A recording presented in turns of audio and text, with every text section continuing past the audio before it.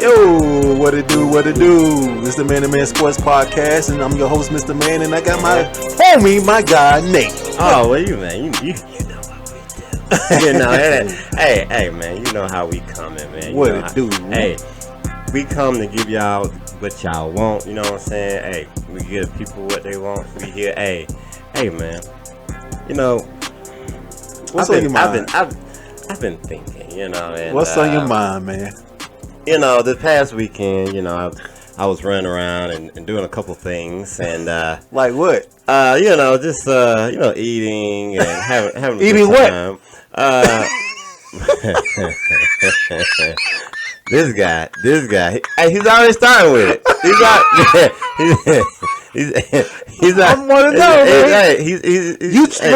So I went to actually a popular restaurant in Mobile, Alabama called Gracie's. Okay. Yeah, downtown. Okay. It was alright. What kind of food they serve? Well, you know, they do a lot of seafood because we right on the water. Oh, okay. Yeah. So they got, you know, a whole bunch of stuff like fish and stuff like that. But man, this guy right here, man, he a nut, man. You know, this is PG-13, man. I didn't ask what you eat. You a guy that travels the world. You eat all kinds of cuisine. I want to know what you eat, man. PG-13, brother. You got kids watching. Golly, man. But as I was sitting there, man, sitting at the bar, man, you know, what came on?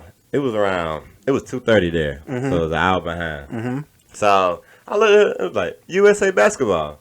So I started watching it, and I was like, this game is very, very, very interesting. The game was tight throughout, but I had two words. Two words. Steph Curry. Look, Lord have mercy. Before you get into it, I'm gonna have to be honest. Because of my faithful duty on Saturday, I didn't get a chance. I didn't get a chance to watch it. So you gonna have to fill me in, man. I saw some of the highlights in there, and I know Steph went crazy. Man, so you know, Bron came out hot with behind the back pass. You know what I'm saying, KD, but France would not go away. I give them much credit. Wemby did his thing. You know what I mean? Like, they would not go away. It was a fight back and forth. And then, you know, the USA pretty much had the control of the game, but it still was tight. Right. And then, like, third quarter, they balanced it out. The USA started to kind of get a little too comfortable. Yeah. And then the fourth quarter, that's when France started to power back and make a comeback. Yeah. And they got it within 3. And then once they got it within 3, Steph Curry said, "Don't worry about it." You know what I'm saying? Like he hit 4 straight. Now, the last one was ridiculous. I probably watched this highlight probably 300 times. He went down court. They run a 2-man action, right? Yep. All right. So a little pick and roll with KD, right? He dishes the ball there at the 3-point line. Now he dishes the ball to KD at the top of the key. A guy comes over to double team him before he dished the ball to KD, right? And then he, you know, Steph Curry, he runs around or whatever, and then he comes back, and KD gives him the ball right back. Man, Steph Curry went behind the back. Wow, he had a defender on him, and he had another defender coming literally at him at the same time, and he just literally just let that thing fly. It was in the air for probably about 30 days. You know what I'm saying? It was in the air for about 30 days. That thing dropped down. I'm talking about Carmelo Anthony was on the court. Him and Stephon Marbury was on the court. Literally. Ooh. Like, it was wild. Like, it went from a point of, you know, it was, you know, France had the home advantage because, you know, it was in France. Right. Bonjour, comment allez-vous? But, you know, it was over there, you know what I mean? So it's like, hey, you know, you're in their territory, you know what I'm saying? So, you know, but even the crowd started to be at awe. You know, see this guy. I am so tempted to pull out Google Translate right now. Hey, you can. And what I said was very valid. It was very valid. Okay, for all my French people out there, Paris, you know what I mean? Like, it's how he was talking straight English and then whatever French that was. Hey, I'm just saying. But it was probably, man, I would say, I know at least top 3 best games internationally. Probably 1 internationally, but top 3 just per basketball game. Right. Probably all time. I mean, well, I missed it, but like I said, I was doing my faithful duty when I served on a Saturday. But it's I seen some of the highlights on ESPN, and I look, they show that picture of Victor Wembanyama trying to jump at Steph Curry's 3-point. That was insane. Somebody crazy asked me something. Did he make that? Yeah, he made that. Yeah, he made that. Like, so since I'm gonna ask you some questions. Yeah, go ahead. Since I'm here all day. Since I didn't get a chance to watch it all the way through. Yeah. Victor Wembanyama. Has your perspective changed about how his potential? Oh, he has a lot of potential. I would say yes, most definitely. Weight room. Definitely weight room. But he has, like, he came out and you kind of didn't know where he was going to come from. He hit threes, jumpers, and mid-game range, and driving to the hole, which if you drive to the hole, he's pretty much unstoppable. You know what I'm saying? That length, I mean. It's insane, bro. He was, Joe, I'm getting on my Joel Embiid case, but Joel Embiid, after that last game against Serbia, after that last game against Serbia, you know what I mean? Joel B came up, he did his thing. I don't have COVID. hey, I was just checking. Yeah.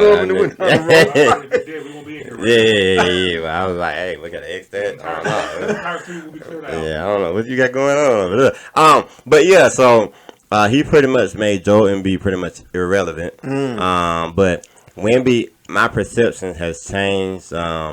Which I always thought he was a good player, but I didn't know how he was going to transition over. And he was talking a lot of cash. But this whole Olympics, Wemby, he's been nothing short but of sensational. Okay.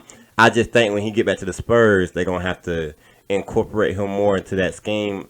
I think Pop them was kind of holding him back a little bit more. That's why if you see a lot of clips, you're going to see, like, they're not passing the ball. He was wide open. Yeah. I think I don't think they're just doing that on purpose. Not everybody. There's a lot of them doing it, like, not just a couple of players. So I think they're going to kind of start to take him off that leash and let him kind of flow. But him, Rudy Gobert sucked. But that's it. You know what I'm saying? Like, but they made the USA pretty much earn it. And when you think about it, when you go back to the game, man, they had, let me see, 1, 2, 3, 4. The game before that, they had 5 MVPs in the NBA on the court. And then this game, you got the Defensive Player of the Year. Then you got Wemby, which is exceptional, right? So the talent overall internationally is growing, and that would make these games a lot better because the U.S. just can't send anybody over there. Absolutely. You know what I'm saying? Like, so, and I don't think Jaylen Brown would have helped. I'm gonna throw that out there. Even though he wanted to be there, because Jason Tatum didn't even play. So yeah, well, I know we talked about this last episode, but I still have a problem with that, man. I don't get it. I just don't get it. I mean, none of them played though. Literally, like, I mean, White played probably more minutes than any of them. Yeah, I mean, Drew Holiday. I mean, I understand that Drew Holiday type player maybe or White because they not necessarily primary go getters, but they are crucial role players in what they do on their respective teams. But again, you have a talent caliber player of Jason Tatum sitting on the bench at any time, can get you any kind of points. Why not use him? He didn't fit within the offense. But what? I mean, you got a lot of Chiefs and little Indians. So but you got to have some Indians there. You know what I'm saying? You got to even if he was just a spot up shooter in some of the rotations, he could have been. He was spotting up and bricking. I still don't. I mean, if you go back, look at his highlight. If you look at all the shots he attempted and all the shots he made, he missed more than he made. Yeah, but that don't necessarily. I mean, that cultivated in his own because Joel Embiid, I don't know why he was on the court. Well, I feel like Anthony Davis and Bam should have been. See, that's even more of my reason. If you question some of the other players who didn't play as well in their spots too, I mean, they still got PT. Who do you think through this whole run of the Olympics, who you think was the unsung hero for the USA? Through the whole, like, I ain't talking about just the gold medal game, but I'm talking about the whole from exhibition to the gold medal? Who you think was the unsung hero? You already know who that is, man. And I'm not going to say that man's name. Well, I'm saying, I didn't know. I'm just saying, like, through the whole run, I mean, you know. Credit what credit's due. You know it's LeBron James, man. You know. I wasn't going to say LeBron. Who you going to say? I was going to say Booker. Because he was very, very consistent. He hit most of his shots, high percentage. Yeah, but he didn't argue. If you go back and look at the highlights and you watch every game, every time it got into a crucial point in a second, third quarter, and a three was needing to be made, who got the ball? Booker. When Steph Curry got hot, right, and he hit 2 straight, what happened was, they started to pretty much key in on Steph Curry, right, because he hot. So Steph Curry passed, come down, run a 2-man system with LeBron. I think that was actually KD. Ran that with him. So he passed the ball to Booker, right? Booker is open. He could have shot. You know what Booker did? Drove the ball in, let everybody collapse. He had an open layup, and then he dished it right back to Curry at the top of the key, and Curry made it. So that's what's play like that. What's the name? Jason Tatum can do that same type of play though.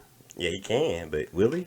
Yeah, I mean, I know you high on Jason Tatum, but if you look, you know what? Look, don't get me wrong. I'm not very high on Jason Tatum because everybody was giving. Seems like it. Listen to what I'm saying though. Okay.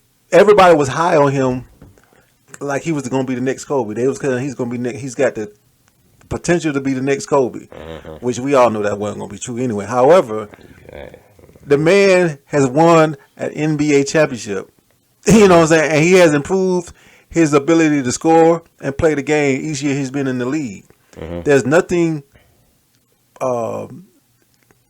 that he really can't do on the court outside of what we already seen. So if he has that ability, why not? I mean, I know it's not really relevant now because the Olympics is over, but I just don't understand how there's games that he didn't get in at all, like at all.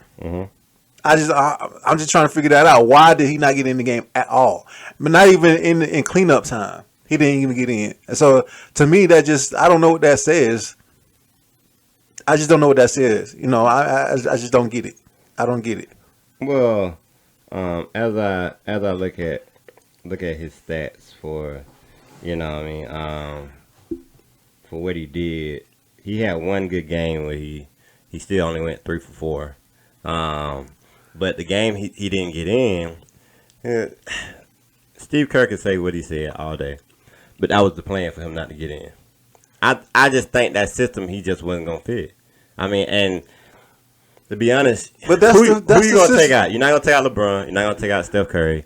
And Steph Curry, out of all people, all the way up to I'd probably say the semifinals,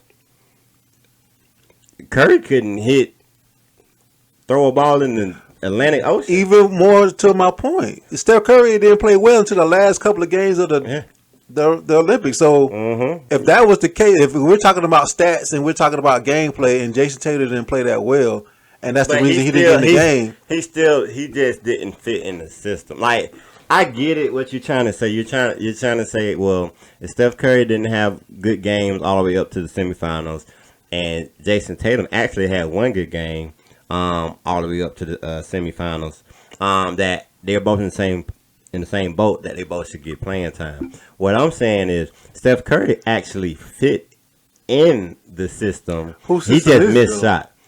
Steve Curry. Okay, but their game is set around the 3-point shot. A lot of it. I wouldn't say that. I mean, what I'm saying, but it ain't necessarily the main game plan, but they get a lot of 3-point shooting off the plays that he runs. A lot of it. That's how Clay got his mark. That's how Splash Brothers came to life, really. You know what I'm saying? So if that's the system that he ran in France and those guys were doing that, Jason Tatum is capable of shooting 3-point shots. So all right. So since you're so high on Jason Tatum, right? Since you just willing to jump I'm off just asking the question. I'm just asking the question. So I'm just asking the question. Is Jason Tatum a top 5 player upcoming season in the NBA? Up top 5? Yeah. Based on Since you so high on him, is he top 5? Nah, look, that ain't that ain't got nothing what we talking about. We talking about the Olympic team. You saying that he should have been playing because of how good he is. He is. Okay then, but you saying he ain't fit in the system. I'm just saying. If anybody's been listening to the podcast, I've been saying I think Jaylen Brown go harder than Jason Tatum anyway. I'm just saying. He was in the right spot on the bench. Regardless of that fact, though, yeah, Jason Tatum is still a great talent. It is the coach's job to find a way to utilize that talent. There's no way Jason Tatum is that caliber player and he don't get no games where he get no. You think because he went to the NBA Finals that has something to do with it?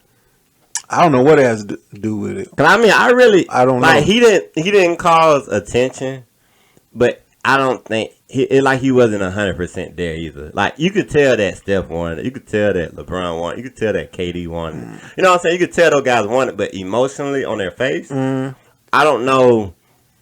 You can go back to any of the games. I don't know if it looked like he just really wanted it. Well, I've seen a clip of Draymond Green talking about the last Olympics where Jason Tatum was the focal point of the offense. Yeah. And I think, and this is just me speculating, I have no idea. This is just my thought process. And I think part of the problem, it might be Jason Tatum was the focal point last Olympics, and then he's not now, and that's why his demeanor was probably like that. Well, he wasn't going to be a focal point because all the ones that was starting to hit him was better than him. So tell me this, right? I get it. The point you're trying to make, he should have been implemented somewhere in there. He shouldn't have missed the game or whatever. But if he's got to sit out, right? Or if he's got to go in, who are you pulling out to put him in that starting 5? He don't have to start. He just needs to be on the floor enough to be effective. He don't have to start. But he wasn't effective. It's probably because he wasn't on the floor. Well, he was on the floor. There's only one game where they actually initiated him. That one game he had good. All the other ones I just think you want to see him in there, but sometimes I don't think talents they clash. You know what I mean? I think that's what happened. I think we already knew LeBron was the leader of the team. We already know Steph and KD was gonna do their thing, and then everybody else was just gonna fit in where they get in. And then of course Anthony Edwards, which had a pretty good Olympics. Look, if y'all don't be listening to me, I'm telling y'all now, Ant Edwards is finna take over the league. He got that Atlanta swag. I'm trying to tell you, that boy finna take over the league. That's gonna be my. I'm. No matter what happens this year, Ant Edwards and the Minnesota Timberwolves is a game we got to go to in Atlanta. We got to. You gonna get a jersey? I ain't gonna say that now. I ain't gonna say that now. I ain't gonna say that. Hey, this is the only thing I gotta say. All right. Guns, strip clubs. Stay out of it. All right. Please do. And please do. And I'm like BT. You might want to wrap it up. You know, like his baby's coming out the woodwork for him. He's like Zion Williamson. I think he's smart enough to know what he need to do, man. But I hope so. Ant Edwards is my guy, man. I'm telling you. You know, he an Atlantean, so you that know how was that goes. MJ, Kobe, and now Ant Edwards. Man, I'm trying to tell you. Hold on. First of all, don't you ever say that again. I'm walking out. What you talking about? MJ, Kobe, and then Anthony. What are you trying to initiate there? I'm talking about my favorite players. I ain't, Oh, okay, all right. I thought you were trying to say 1, 2, and 3 or something. No. Oh, okay. I hope not, because I saw about to drop the mic up in here. LeBron is in the top 3. He's in the top 3. What you mean? Top 2 and not 2. Anyway, he's top 3 now. This not 1 or 2. hey, see this guy. See, he just. That's a compliment. He's not in the top 5. He's in the top 3. Well, since we're closing out the Olympics topic, I do want to bring this out. Give the women some love too. They got the gold. USA. Get them some love. You know what I mean? Get them some love. You know what I'm saying? Now, that was tight. That was a good game. I did see that game. That was a good game. I probably shouldn't say that. But it was close. Nah, he talking about. Hey, it was close. He talking about me. It was close, right? It was a close game. So, remember what you said? PG-13, PG-13. That's what I said. It was close. I had to reiterate that. It was close. Oh man. 1 point, and I mean, I'm talking about they were throwing up bricks too. One step away, man. One half of a 9-inch foot. I'm just guessing, but but that one thing I can say, France did their thing. Balling, man. Yeah, they balling, and I think that was I know it was 60 plus consecutive games too, for the USA women. So I just want to give props out to them. Absolutely. Now we didn't hit more goals than anybody. I think we tied with China. Yeah. But we had more medals. Right. So I am proud of that. I'm a little upset about Jordan. They're trying to take her bronze away. Oh yeah. Yeah. So I'm a little upset about that. I don't sit right with me. But outside that, overall, the USA still did their thing in the Olympics. Absolutely. So I just want to close out that segment by saying that, hey, make sure y'all like, subscribe, share again, share to your mama, your grandmama, your cousin, everybody in the neighborhood. I mean, everybody. Hey, and make sure you blast it. Tell everybody to watch us. We got a lot of great things coming up. And you know what? Where we going? We out. Man to man.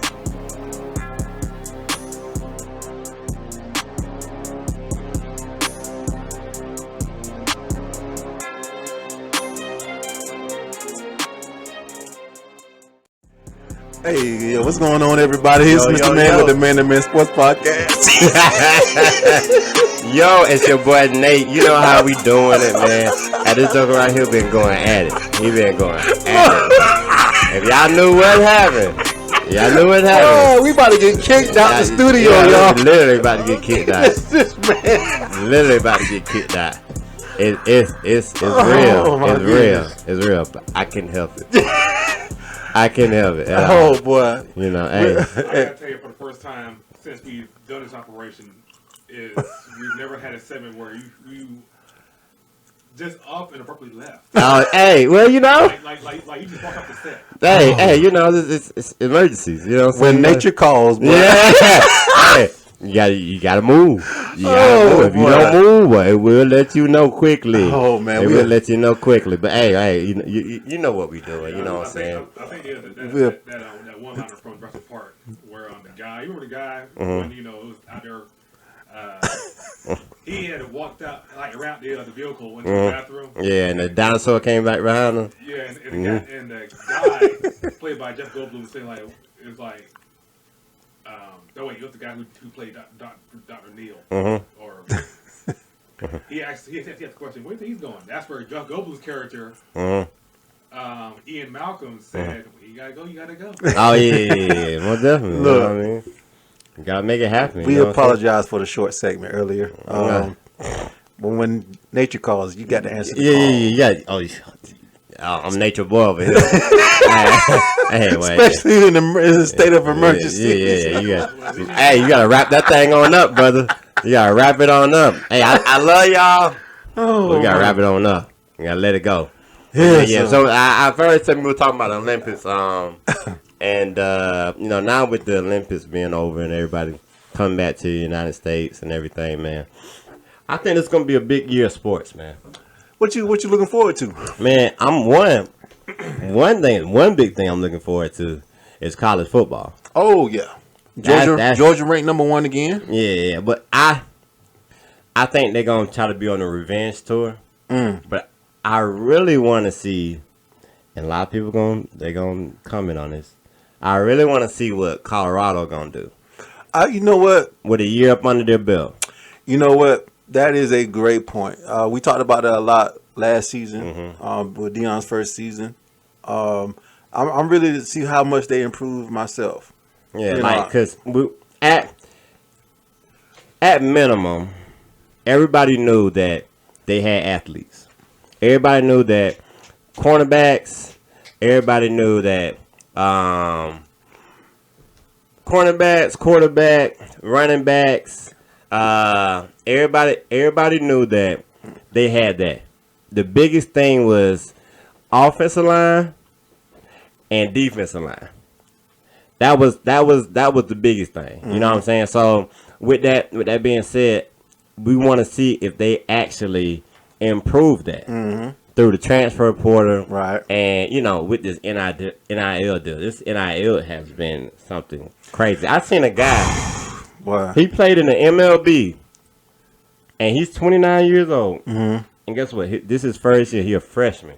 He came from the MLB back to college football. Well, not back, but to college football right. to actually play.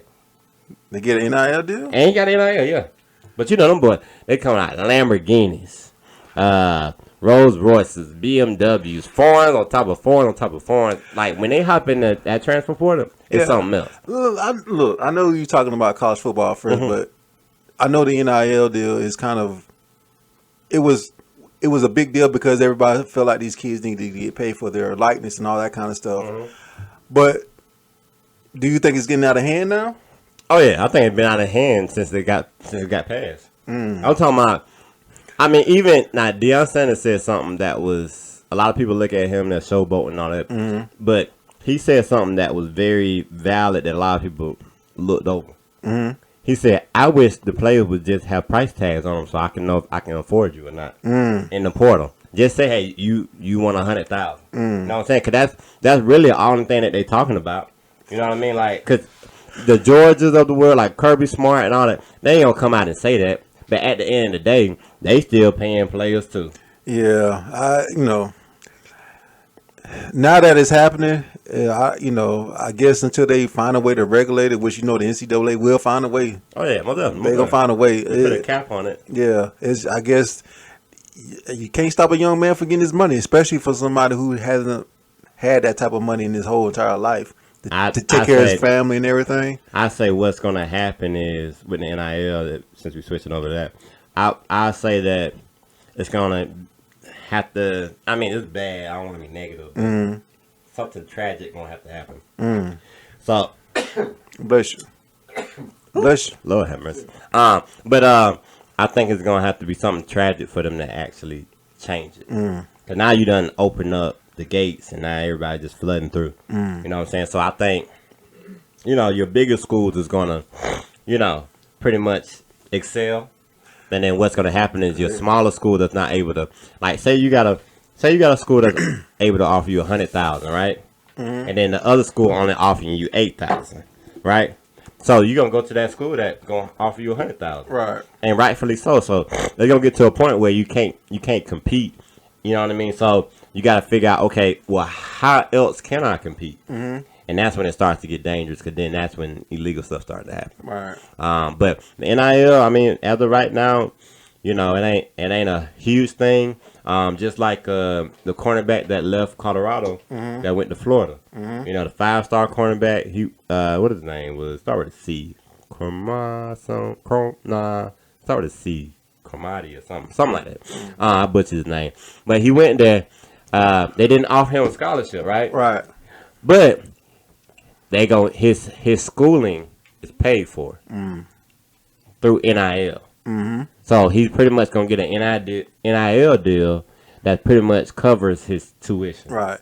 So you think that's part of the reason why Nick Saban left, because these kids are making money and you can't tell them what to do now? Well, I think Nick Saban left because he knew that was the end for him. I mean, Nick Saban still would have did well, but he seen the geographic of college football and how it was changing. And one, he didn't like it because he didn't have the upper hand anymore. And two is because that was going to kind of X out some of the stuff that he was doing. You know what I mean? So, and it gets to a certain point that they're going to have to figure out something, because if these players start getting paid more than these coaches, then that's going to be a problem. Yeah, well,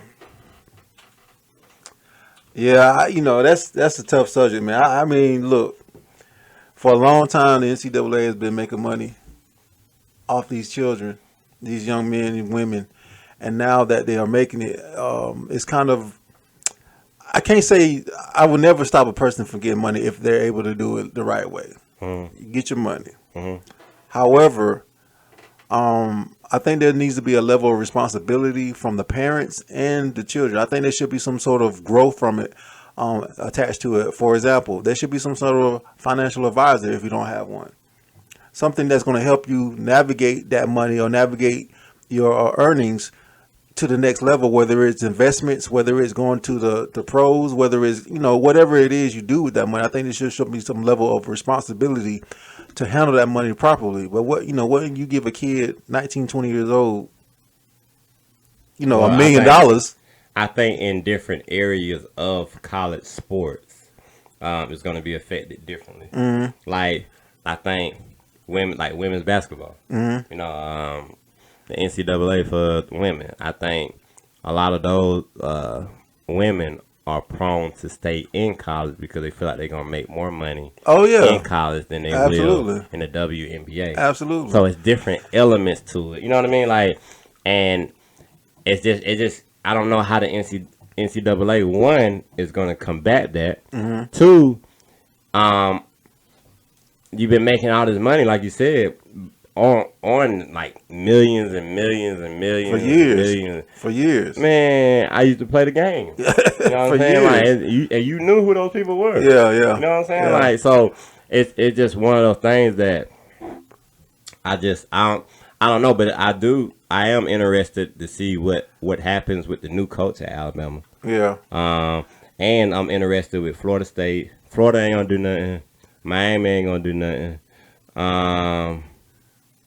Ohio State, they usually always in the top. Well, specifically Florida State. Now, a lot of those guys didn't play because of in that championship game when they played Georgia. Oh, you talking the bowl game? Yeah, the bowl. Yeah. There's a lot of them guys didn't play. So, do you think Florida State regrouped enough recruits? Yeah, I think Norvell has them on the right track. Now, I was a little skeptical because I felt like Deion should have went to Florida State, but the track that they're on, boy, I think he's on a Deion not a Florida State. Woo. I think he's not on a rebuild. I think he's on a reload. I think that'd be a good, combination. Yeah. Going back to your alma mater with the swag he got now. I think that would have took off, especially in the state that they were in. Yeah, because they was terrible. Yeah, you know what I'm saying. Jimbo left. Jimbo went and got that oil money. You know what I mean. So it was just one of the states that Florida State was at the bottom of the barrel. And yeah, the quarterback got hurt last year. But I still really didn't see them winning. Even with the quarterback because they had a lot of slow starts. But I'm excited, man, to see what's got going on. Michigan, they won't be back. That's why Harbaugh left. Yeah. Ohio State. Really, I mean the top tier games and teams I want to watch is like Georgia, of course, Florida State, Colorado, just because they're gonna have all that. I might have to catch one of them games. Side note, guys, going back to Georgia, you really think their performance that we've seen in the last 2 years will carry over for this upcoming? Yeah, I think it's more absolutely with Georgia. I think they on that Alabama timing, right? You know what I'm saying? Alabama went for decades. Whether they lost or won, they still was gonna be in the talk or the conversation every year. Absolutely. I think Georgia, which I do think last year they should have been in it. They definitely should have been. They still should have been in it. So, and with the caliber of the recruiting class that they're getting in, they're gonna be there. They're at that point now where, like I said about Florida State, they're not rebuilding. They're reloading. Yeah, they're Georgia is there. They're gonna be there until somebody knocks them off consistently. I'm thinking, when it comes to like quarterback, because we've seen Jake Fromm and also Stetson Bennett, the mailman. Yeah, now you got Carson Beck. Yeah, we've seen how they played. In the years prior. I'm thinking with the new guy they have now. But he played last year. Who? Carson Beck. Yeah. Oh well, I don't even pay attention, but yeah, he played last year. So they still good. But the one thing I do like about Georgia is since you brought that up, is how they practice, and two, the people that is getting on the field has already been in a system for a good length of time. So he still got that caliber where that atmosphere where, hey, you get here for a year, I train you. You know what I'm saying? Like you come up in the system and then you're ready to go. That's why it's such an easy transition for the next player to come up and play. Well, just to piggyback that a lot, we all know Kirby Smart came up under the tutelage of Nick Saban, and a lot of the Alabama players are NFL ready. So, with that being said, a lot of the Georgia players over the next several years are going to be NFL ready. I mean, because that's just the kind of caliber of players they are. You can look at the Philadelphia Eagles defense. Exactly, that's exactly what I'm saying. So, I mean, that in itself, right now, and I think that's part of the reason transitioning just a little bit. The Eagles are going to be a little bit better because of that dynamic of all those players playing together. I didn't say anything about Super Bowl. I didn't say anything about anything. I just said a little bit better. That's just because they got a camaraderie because they played together for so long at Georgia and all that kind of stuff. Since you segue to the NFL, I do feel like this year is probably Lamar Jackson's most important year. I feel like last year they should have went, but this year I feel like he's got to break down that barrier. I feel like he's got to get there this year, especially how much money they're putting into him, and with Derrick Henry getting there, and you know what I'm saying. Like I feel like Odell's not there no more, but I feel like they got to get over that hump. You know what I mean? Not to say the Ravens didn't have talent. They have talent. They got plenty of talent. The weapons are not superstar weapons. They're not a Kelsey or CD. So you saying Lamar Jackson make them look better than what they? I think so. Are. I think so. I think so. I mean, Lamar Jackson is the offense. You know what I mean? Yeah, totally, He's the offense. So, and he, when plays break down, he's making plays on his feet, and he's making great throws. I think if he had a caliber, if he had a CD Lamb, I think he'd be straight. Okay. I think he'll be straight. Baltimore, they always have running backs for the the most part. So, you know what I mean? Like, and running backs might get in trouble, but they always But have. Derrick Henry is a huge upgrade. Oh, yeah. That's a huge upgrade. From Mark Ingram. Yeah, that's a huge upgrade. I'll take him. So, the receiving core, which I know a couple of them, like Rashad Bateman, those guys going to have to perform. Exactly, yeah. You know what I mean? And make their name known. But I do think, the Kansas City Chiefs is there. Yeah, Kansas City. And I'm just looking for that dark horse this year. Who's gonna be that? Who's gonna be that? That Jacksonville Jaguars, or who's gonna be that? Who was good last year? I think what I got two teams. Yeah, I got two teams. Okay. One, I was my surprise pick that I told everybody about, Detroit Lions. And they actually was good, but did you hear what the coach said? What's that? I don't know if we're gonna make it back. They were solid last year. They were solid. And I'm gonna tell you that I think the dark horse of next year, come NFL season, is the Houston Texans. Oh, you're talking about with Stroud? Yes. Oh, now Stroud legit. Yes. Stroud is very legit. I think that's gonna be the sleeper dark horse of the year. I'm not sure how far they'll go, but I think they definitely will make a run and make some noise into the playoffs. You know who I'm disappointed in? Who's that? The Bengals. Oh, what? Yeah. I feel like they had a couple of seasons where they just were phenomenal. Joe Cool. And then they just fell off the face of the earth. You know what I'm saying? Like, I don't know what's going on up there, but they need to get together. But it seems like every time there's a big contract year or big contract negotiation, it always disrupts the team. Yeah. And now that Chase got his little money, well, I ain't gonna say little money. That's a lot of money for somebody like me. But anyway, a lot of money.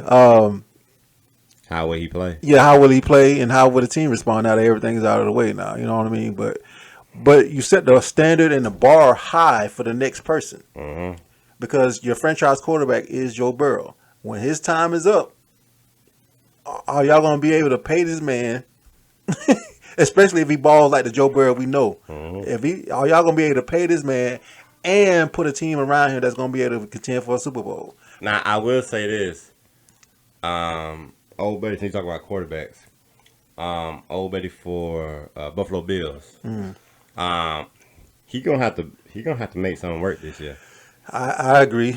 I look. He's a great quarterback. What's his name? I could think his name. It's number 17. I can't think of his name. I cannot think of his name. Dang, dude. You put me on the spot now. I can't think of his name. Hold on, I'm gonna get I it for you. cannot. Tannehill? No, that's fine. No. That, he would play for the Tennessee Titans. For whoever is looking for one team, which is my home team, which I wish they would just overhaul it from the ground up. And you know who I'm referring to. North Carolina? Well, if you consider the Panthers the whole way through. But hold on a second, because I'm thinking. I wish they could see my face right now. Oh, Josh Allen. Josh Allen. Yeah, Josh Allen. But the blank stare face. If I was an emoji, it'd be the blank stare face. Man, nobody want to talk about the Panthers. Hey, nobody want to talk about it. Hold on. Let's give him a chance. What's he gonna say? Go ahead. Okay, I believe that. I'm listening deaf. No. Okay, I believe that. I believe that if they just overhaul their, I guess their coaching staff, both offensive and defensive, and I kind of wish they had a brand new owner because that way they can at least bring in some good talent. Then maybe we could probably see something that we seen just a few short years ago. You know what I think? Hold on. Y'all in the same place as the Atlanta Falcons. Hold on. Y'all just love each other. Hold on a second. And famous words of Nate. Are you done? Because we're going back to what we was talking about. Hey, I'm about to say, them and Atlanta Falcons, I wouldn't even bring them up. So that is, and you know what? Since I'm talking about Atlanta Falcons, since you go to Atlanta Falcons game and you a season hold chicken. Hey, I'm a Georgia boy. I can't help it. Hey, how you get two quarterbacks?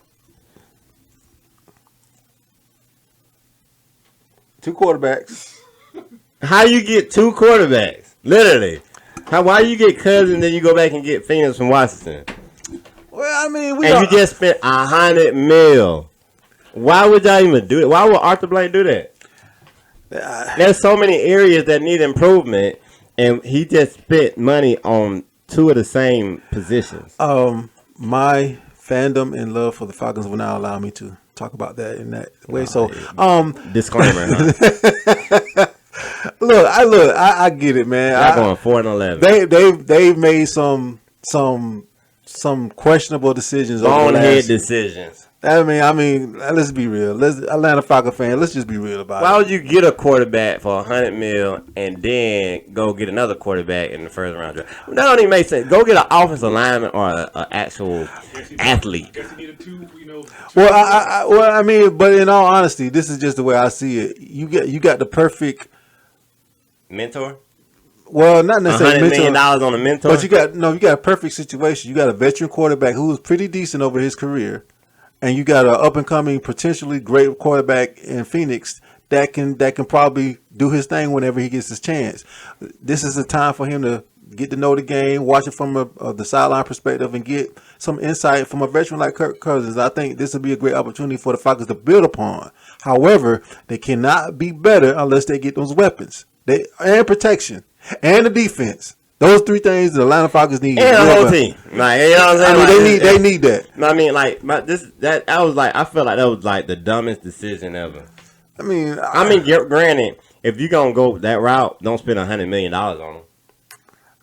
But think about it. The dude got a bum shoulder. I think about it, though. Out of all the quarterbacks out there who are available, I think that was the best option we had. They wanted to go with their cousin. That's the best option they had. But Kirk Cousins was a decent quarterback. I ain't gonna say he Tom Brady, but he decent quarterback. Minnesota was rocking. Yeah. You know what I'm saying? Like Minnesota, like he had the little chain going on thing. You know what I'm saying? I was vibing with him. You know what I'm saying?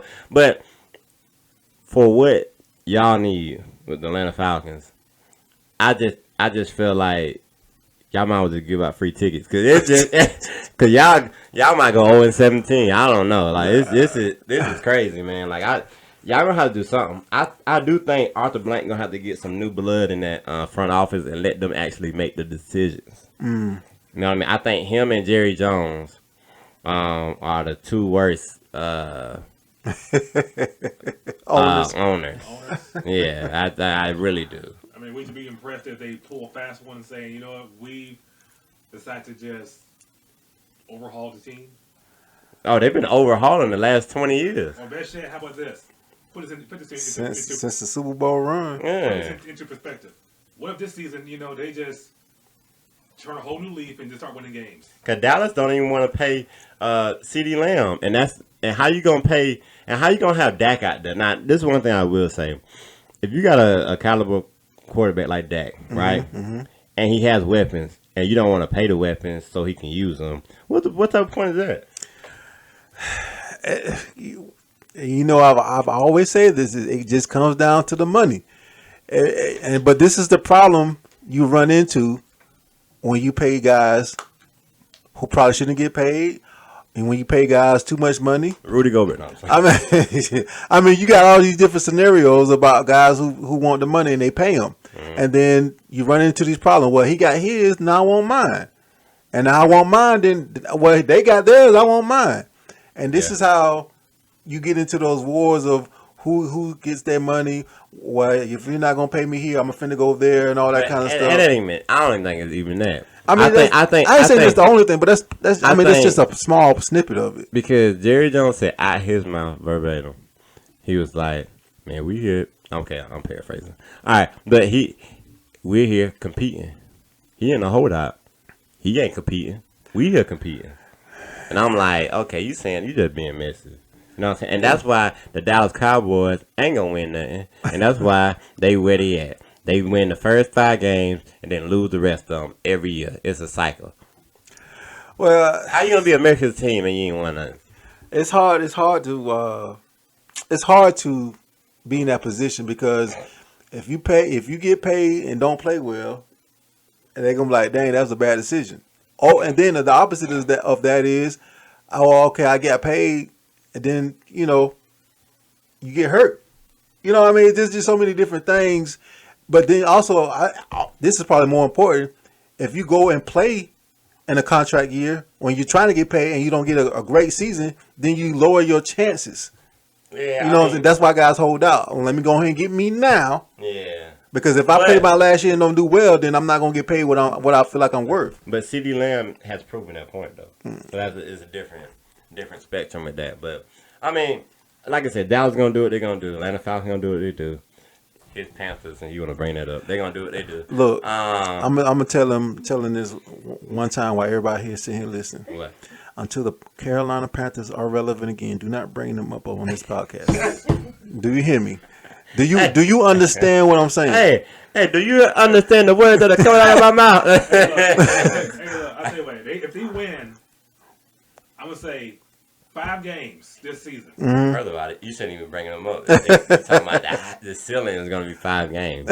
Think about it. If you saying the ceiling is going to be 5 games, okay, they're not a sleeper, or they're not even I tell you what, Super Bowl contender. I tell you what I'll do. I'll tell you exactly what I'll do. Okay, go ahead. If the Carolina Panthers win at least 5 games, I mean, in the first, because they played 17 games? Yeah. If they win 5 games in their first 10, I'm gonna buy you tickets to a game. So they got at least go 5 for 5. They got at least, if they win 5 games in their first 10, I'm gonna buy you tickets to a game. Then you can talk about them. Now you know how crazy that is, because you really thinking about it because of the point. That's how much they suck. And I know I'm gonna keep my money. That's why. so yeah, that leave that. Leave that. Not considered high stakes. No. Look, I'm telling you now. I pay my debts. I pay my bets. If I lose, I'm telling you now, if the Carolina Panthers win 5 out of their first 10 games, I'm buying you tickets to a game so you can go. Yep, it probably only be $28 if you playing. Both of them suck, so it is what it is. To be honest, I don't even get excited. Somebody be like, "Hey, I'm going to see 11 Falcons." You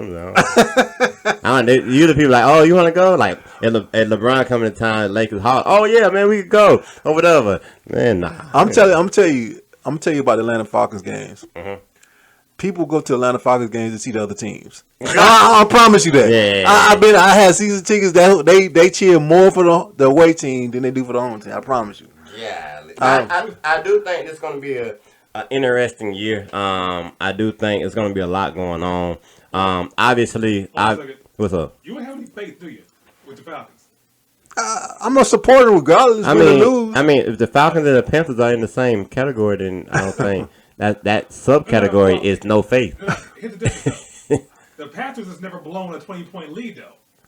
Oh my God! When the last time the Panthers won a championship? Look, They came close. let me tell you something. But still, they have not blown a 20-point lead. Have Let me they tell you had the something. chance to blow it? Let me tell you something. We know we lost that Super Bowl. We understand that. But let me tell you this. Let me ask this question. Did the Carolina Panthers win a Super Bowl? I don't think so. They came close. Yeah, well, they didn't. So we in the same boat. Hold on. We First lost. of all, close doesn't matter. like either they win or you don't. Yeah, it's either win or lose. Yeah, But, 50 years from now, nobody gonna know what happened. Look, Win and loss. I told you. We're not talking about them until they win 5 games. So don't bring them up no more. Yeah. Don't bring them up no more. Yeah. I already gave you the stipulations and the bet. Yeah, there you go. So until they win 5 games in their first team, don't bring them Carolina Panthers up in here. Do not bring them up here. That is not gonna work. You're living off memories. They gone. Cam Newton left. He's doing the podcast now. Don't worry. Look, listen to him on the podcast. Cam's gone. Riverboat Ron Rivera's gone. Yeah, everybody gone. Everybody gone. The so-called system they had is out of here. Even the Panther left. Hey, Even the Panther left. He like, I don't even know how they got me on their helmet. Like, but I do admire your loyalty to the Carolina Panthers. I admire that. I do. But don't bring them up until they win their first 5 out of 10. Yeah, don't do it. Okay, I'll be sure to keep my mouth shut until I see a win. Yeah. Week 11 is when you can say something because I don't know when they bye week. But week 11, if they win, then hey, you can say something. Mm-hmm. And then just let me know what game you want to go to, and I'll give you some tickets. That's terrible. But like I was saying, so it's a lot going on in the sports world, and we getting ready to ramp it up. It's one of the things now where, it's preseason getting ready to be over with, so they're gonna make their cuts down to their 53-man roster. Yes, sir. So it's about to get real gritty here real soon, and then the NBA season is gonna start back up in October. Which I think they released some. First day games too. Yes, some matchups. So as stuff's gonna start to get rolling. Hey man, it's just August, right? Just August, man. I can't wait. Hey, so we got couple of months. We back in there, baby. Yeah. We gonna get right. So y'all make sure y'all tune in. Hey, make sure y'all keep watching us. Make sure y'all like. Make sure y'all subscribe. Pay attention. Make sure y'all share. Make sure you tell your mama, your grandma, your auntie, your cousin. We in the building, man. Hey, you know what? I'm going for it. Tell your exes. Hey, so that is. We're 25 away from 1,000 followers, man. We only been doing this thing for a little while, and we love the love and support. 25 followers. Y'all like and share. Follow us on all social media. Man to man, let's go. We out. Yeah. Yo, what's going on, everyone? It's Mr. Man with the Man to Man Sports Podcast. I got my guy Nate. Hey, we want to thank everybody for tuning in with us. We had a lot of fun today, laughing and joking around. Yep. If y'all want to continue to see us, continue to share and follow on all social media. Remember to keep God first. And this Man to Man. We out. Yeah. So I add that in.